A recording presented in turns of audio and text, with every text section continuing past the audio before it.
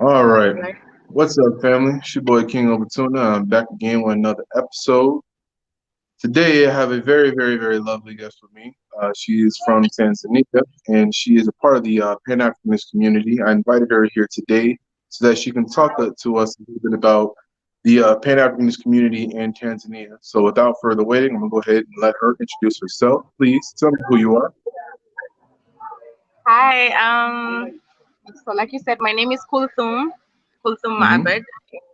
I'm from Tanzania. Hmm. Currently doing the video from Zanzibar. Wow, Yeah, that's amazing. So, are you originally from Tanzania, or are you from somewhere else? I'm originally from Tanzania. Okay. So tell me a little bit about yourself, like your background. Personal background, Anything you or would like to tell me about how did you even get started into this Pan-Africanist community? That's what I really like to know. So tell me about your background as far as Pan-Africanist movement. well, I'm a journalist by profession. So Hmm. kind of like we kind of like cover a lot of things that are serving the international world, or even if we're giving out news about our country, but it's direct into like serving the Western. So that's like my major, I can say, corporate. Um, that's when I got Your corporate background, what you do. this thing about the world, and how the Uh-huh. world is run, and what's affecting us as African people, and particularly Tanzania. Is through being a journalist. But my friend was a teacher. My father was an economist and later on politician.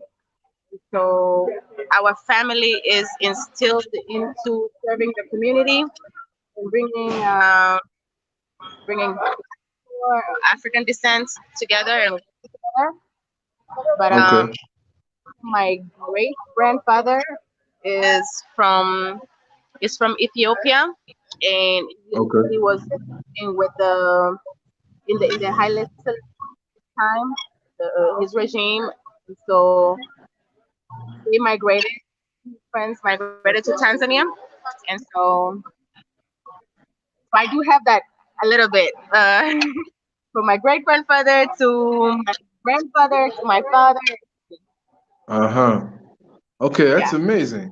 So you have a long history of Pan-Africanism within your own family. yes I do, yes I do, yes I do. Even even like even the women in my family have played a role, like in terms of independence for Tanzania. The first president of Tanzania, Mwalimu Nyerere, he actually um, he was supported when he came to our village, our town in Arusha. He was supported by my grandmothers. Hmm. Um, he from our grandmother's stories is that he was given a hijab and the Muslim black women attire, the black dress and the to like cover, because at that time like it's supposed to hide a lot of political organization Uh-huh. in the country. And so we do have a very deep history in our family when it comes to that, either fighting for independence or working with the community or doing this or doing that. Yeah. Okay, that's amazing. Someone, Bayou Baby was saying Tanzania has a woman president. That is dope. Is this new president that you have now, is she the first female president in Tanzania? Yes. The Wow, first one, yeah. that's amazing. Was she well received by the people, or was there like some kind of opposition behind that?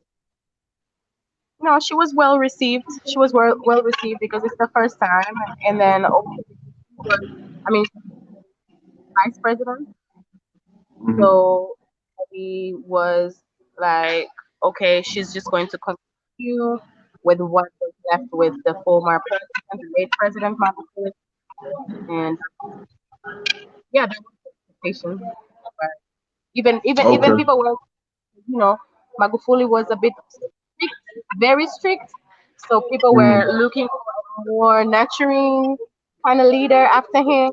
after all Mhm. had representation. And so when she came in, it was like, oh, you know, we're gonna chill a little bit. But yeah, Okay. So I see a lot of black people like from all over the diaspora. They love coming to Tanzania. Even me myself, before I came to Tanzania, that was one of my most one place that I always wanted to visit. But I want to know, in your opinion, why do you feel like so many diasporans come to Tanzania? Is there a reason behind that? there are many reasons. There are many reasons. First off, you need to understand the foundation of Tanzania. Tanzania was found in a socialist uh, program. So when the diaspora is trying to look for some authenticity in a country, it tends to attract that because of the social structure of our people and our system. Even though corporate capitalism has penetrated, we're still by maybe 70 or 80%, we're socialist by. I think that is one of the things that gives authenticity to African way of life because way of life is about really or Hmm. class, very social. So that's one reason. And the second reason would be the fact that Tanzania has played a major role in the independence of so many other countries in Africa and has also created a lot of um, black hunters or just Hmm. freedom fighters in the world, like Che Guevara and people like that. Malcolm X Oh have also wow, the visited here. They've actually trained here. So yeah, so that's there's a amazing. lot I of didn't know that. yeah, yeah, I yeah, was yeah. just saying that's very amazing. I really didn't know that type of information. That's huge. That's a huge thing right there. Even like all everybody was running to come and stay here, and we had like military base to train people, from other countries. They would come, they would train, they would go back and fight colonialism into that. And so, and then we helped like a lot of presidents that in the University of Dar es Salaam in Tanzania, and Hmm. we have like a huge political influence all over the east central and southern Africa. Okay. Has Tanzania gone through like a lot of political upheaval in the last few decades or something of that nature, or has it been relatively peaceful? Upheaval meaning like ups and downs in the politics, Yeah, like or as far as like political unrest or opposition going against one another, creating violence or any kind of problem that could, spill over to the public, basically. no, we've never spilled blood in this country based on politics, or maybe I'm not familiar of, but we're not so used with we don't have very stronghold opposition. And Mm. from the time that I was born, I've experienced twice um, as being very active in like opposition and the main party. And in 2000 and 2015, that's in Hmm. 2015, that's when we had like a real competition. And it was because it was somebody from the main political who went to the election, and he was very powerful. Uh, Hmm. Wasa. He was the former prime minister, and so it was a really, really, really big competition, and people really thought that the opposition was going to take the country, but Okay. it didn't happen. It didn't happen because you see, the ruling party that is in Tanzania is still the party that actually gained independence. That's the one that is ruling. So it Okay. is very well organized. It is financially very, very structured, well structured politically, with the history, relationship with other countries and other organizations. So very hard to take it out. People would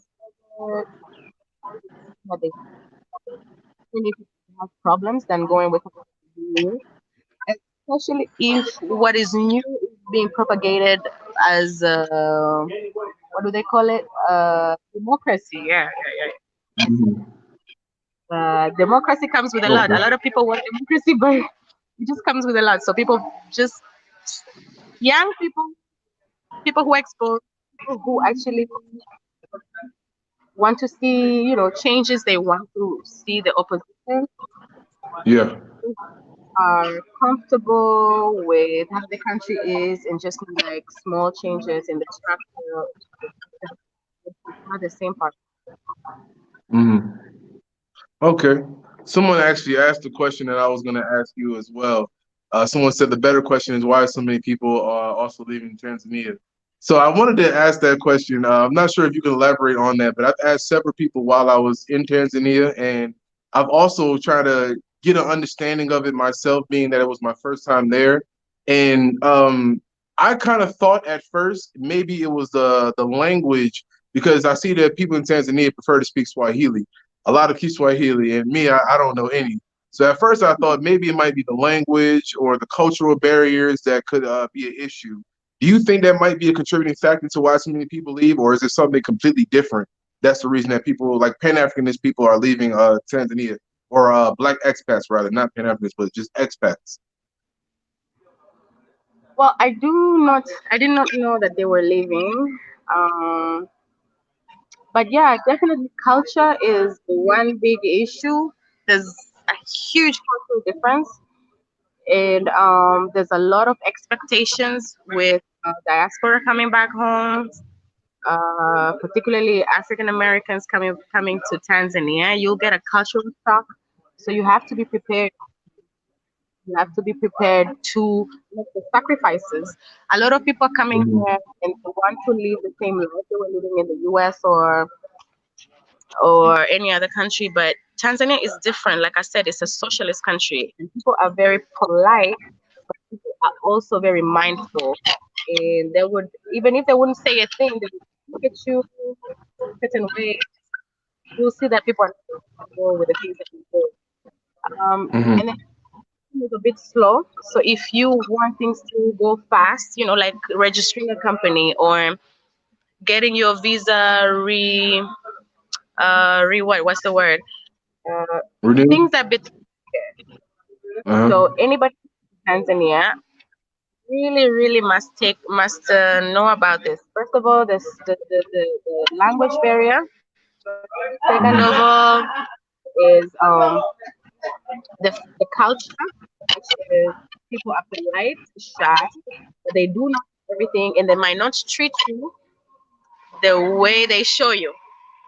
So Okay. people can feel like, yeah, everything is nice, but everything is not Uh-huh. nice. Uh-huh. So you have to. So it's kind of tricky. And then also the black culture that we have. I don't know how this can go for diaspora, but Tanzanians are very welcoming to foreigners. So because we're also used to like tourism and all that. So if once they find out that you are a foreigner, regardless if you're black, you'll be treated as a foreigner. For you Okay. to for you to be treated as a Tanzanian, you have to cannot be 50-50. You cannot say you want the privileges of being a Tanzanian or an African, and yet you yourself portray yourself as a foreigner and you want to keep those Uh-huh. privileges. So you can't have it Yeah. both ways. Go Yeah. local, or you stay international and get charged with everything in dollars and everything. So Yeah. No, I mine, understand. yeah. Okay. I've also experienced that same thing sometimes in Uganda. It's not that often, but it's sometimes I agree with you saying in that note that some people want the local treatment, but they also come with that privileged behavior, and you can't really have it both ways. So I do agree with that. Okay. No, cannot. So I want to ask you, like, in your opinion, why do you feel a lot of people choose to come to Dar versus like other areas of Tanzania, like Dodoma or Arusha or Morogoro or even Bagamoyo or something of that nature? Why do people like usually choose to go to Dar first? Because it's the biggest city in the country. It's the biggest city Mm-hmm. here. Uh, so when you're coming, about we just spoke about the cultural shock. So when you just you you want to relate a little bit.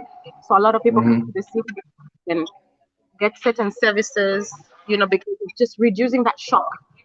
People come to the city, you get to have the mall and the services, city So life. they don't want to go too local just in the beginning. Rather, they want the city, but they also want the local experience too, so to speak.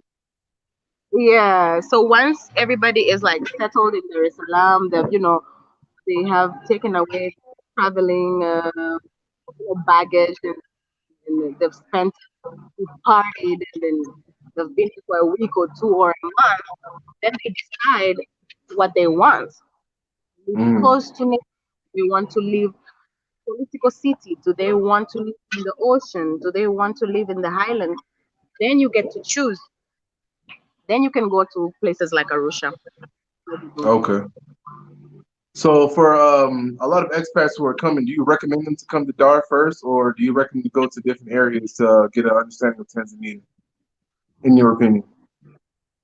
It really I suggest that people do research, and also use the social media to get some information from the diaspora who are living here, Hmm. and that would be very helpful. Like, be sure of what you want.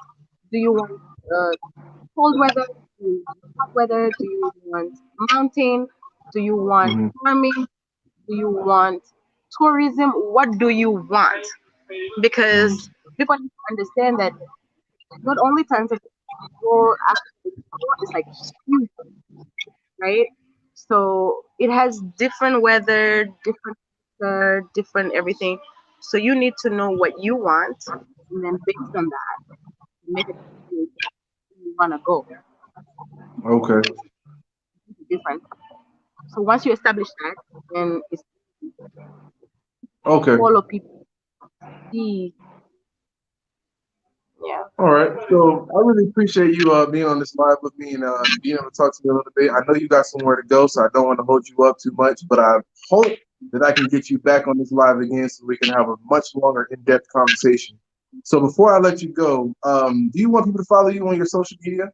If so, can you drop your Instagram handle so people can know where to follow you? Okay. Should I spell it? Should I just say Yeah, it? sure. Go ahead. They can even see your name there, but yeah, go ahead. Okay, so yeah, everybody, anybody who's interested, you can follow me on Kulthum Ma'abad _Ma'abad. That's KULTHUM Hmm. underscore double BA Kulthum Ma'abad. Yeah. So when this video drops, I'm going to actually leave a link to your Instagram. I'm going to pin it to the first comment so that people can go ahead and follow your journey on Instagram. So they can also see the type of things that you're into and get a taste of that Pan-Africanist community in Tanzania as well. And I also, on your Instagram, I got connected with another brother too because you posted about that yacht party that's coming up in Dar. So I'm connected with the other brother that's up there too. Brother, yeah, he's actually Yeah. promoting very well Tanzania. Uh-huh. He's doing good. Yeah, for everyone. Like, you gotta be prepared to lose, and it's very important for our brothers out there who are thinking of, repatriate, to just mindset. Like, you have to put yourself first wherever your mind, like, clearly, Mhm. are you coming here as a tourist, or you're coming here as an African? Are you coming here to build, or are you coming here to take? So a lot of people, regardless of their skin color, people can be black, but they're coming here to take. So we're having a problem. Even our government is watch, because a lot of people are coming and claiming to be Pan African, but they're just, wearing, what, a sheep A wolf in sheep's skin. clothing. Yeah, so it's like, it's like the case in Liberia. What had happened in Liberia? Governments are very very careful because it has happened before in Africa. Yeah. We've opened schools and it went bad. And so similarly Mm. to Tanzania, the government is there and it's but it's keen people coming in and bringing any type of disorder. So Mm. just clear the mindset, know what you want into the country. If you're coming as a Pan African, then know that you're coming to build. You're not only coming to because you mother is gonna give you what Mother Africa does, it gives. But then how are you maintaining the resource? How are you distributing that resource and um, comes with it to the local people here? Everybody wanna come here and take advantage, and that's not good. And it's not cool. And also for Tanzanians, even Africans, like they're all coming here. Yeah. Wow, so it's not like everybody just gotta take You're it. right though. You're right. Yeah. Yeah. So I greatly appreciate this conversation that you have indulged me with. I want to say thank you again for taking up the time of your day so that we can have this conversation. And once again, I really hope that I can get you back up here on this platform so we can have a more in-depth conversation. I know you got somewhere to be, so I'm gonna let you go. Thank you so much, and I will holler Thank at you you. later. All right. Salute. Bye. All right, family. So I really hope y'all appreciated my guest for coming through. Her name is Kothum my bad. And you can follow her on her social media on Instagram. I'm not sure if she's on any other platform, but you can definitely follow her up there. She does have some very interesting things that she posts on Instagram, and a lot of things that I've seen so far are really like kind of right up my alley as far as like Pan Africanist things, just positive things to read and to get into. So if you want to follow her, now you know where to go. All right. Other than that, I just want to elaborate a little bit on what she was saying about, a lot of individuals coming over here, a lot of our people, skin folk coming over here with this privileged mentality, but also wanting the local treatment and also wanting to be part of the local community, but can't get rid of this American or this westernized mentality that we have. A lot of us, y'all, got to understand something that Africa is not as far as information education, things are different. You understand? So when I say Africa, I'm meaning throughout the whole entire continent. You can't expect every single African country to have the same education or information understanding that your country has or that you do. You can't expect every community to have that same information and understanding that you have. You understand? So a lot of brothers and sisters, I've mentioned this in the past, and I'll say it again. There's nothing wrong with being woke. There's nothing wrong with being conscious, but y'all also have to understand that not everybody's like that. Not everybody's on that movement, and especially here on the continent, it's not always the case. I've even been to Jamaica where I've met Jamaicans who ain't like that. You know what I'm saying? I'm not throwing shade on Jamaica. I'm just saying that's just one of the countries that I've been to where I thought in my mind, it's so close to America that a lot of people will be just on the same things that we on, but that's just not the case at all. So I had to understand that. I had this guy. I had to understand that basically um, I need to shake my mentality when I come here, and I need to come here with a more open mind and be more humble when I step foot on the continent. I can't come here with this privileged mentality that everybody on the continent should know the things that we went through as far as the whole slave trade and everything else, and everything that happened after the slave trade. They should know about gentrification and redlining and all this other stuff that stuff ain't part of their educational curriculum, but that's also a business opportunity for some of us, and not just a business opportunity, but a learning opportunity for a lot of us. Those are things that we can bring over here to help bridge those gaps of education information. You understand? So a lot of us, like she said, and like a lot of other people have said on their platforms, y'all got to really know what y'all coming out here to do. You coming out here to just enjoy and live it up, on the continent, then you can do that. But you also got to understand, there are situations that you're going to come across where you need to have some education on what it's like to be out here on the continent. You can't just come out here just completely ignorant. You understand? And then for the other educated brothers and sisters who know a lot about our struggles in the West, y'all got to come over here and find out about the struggles that happen here in the East as well, or here in the Central, basically, on the continent.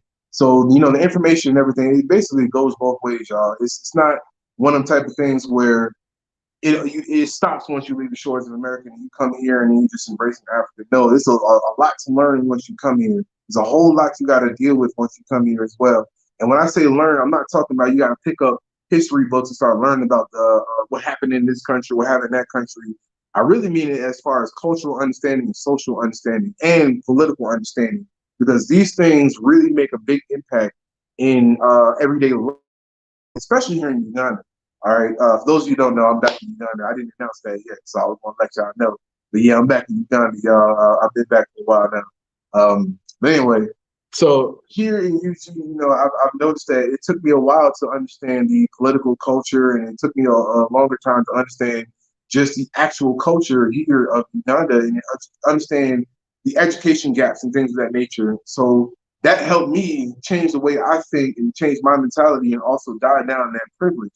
Because I didn't even know that I came over here to the continent with privilege. A lot of us don't even know that we have privilege. All right.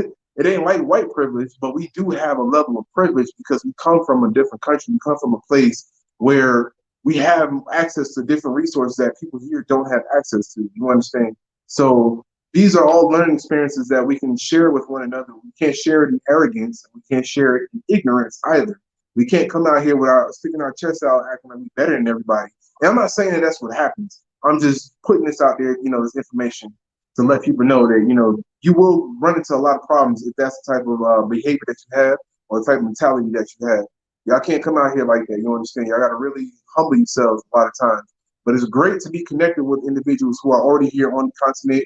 It doesn't have to be diasporans. It doesn't have to be expats. It doesn't have to be immigrants or whatever you consider yourself. It can be locals. It can be different people within the community that you have found who understand the struggles abroad and struggles here on the continent. You understand? But it's like I said, it's really, really a good thing to be connected in these communities. Because honestly, you guys, if you're not, you're just only going to go through a lot of unnecessary stuff.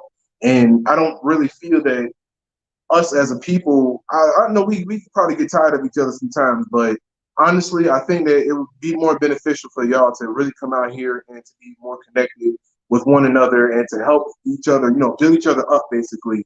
That whole crab in the barrel mentality, we putting each other down, it's not helping us at all. You understand? It's not helping us at all. Now, with that being said, you also can't just be that open and let people take advantage of you. You understand?